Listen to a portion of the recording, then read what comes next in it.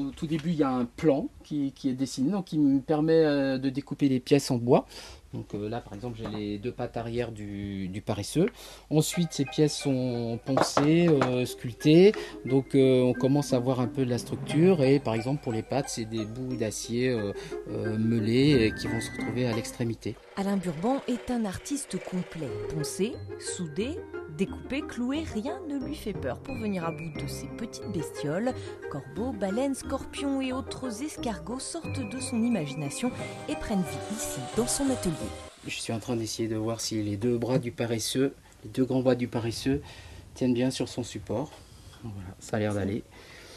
Donc il ne reste plus qu'à fabriquer les deux pattes arrière et la tête. En tout, 26 paires d'animaux formeront l'exposition du Haut de Bestiole, un projet qui a démarré il y a 9 mois et qui sera présenté à la Cité des Sciences à Paris en décembre. L'idée est de faire découvrir aux enfants et aux gens qui fréquentent les médiathèques, les centres culturels, quel lien il peut y avoir entre deux animaux. Il y a la partie sculpture, il y a aussi une partie photographie. Donc Pascal Martin, lui, les photographie en noir et blanc.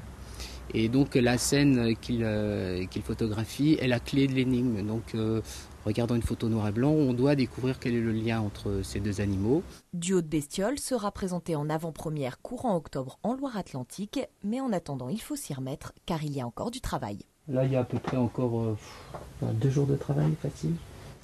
Le paresseux sera plus court à faire. Ouais. J'aurais dû finir par le paresseux, ça aurait été bien comme symbole.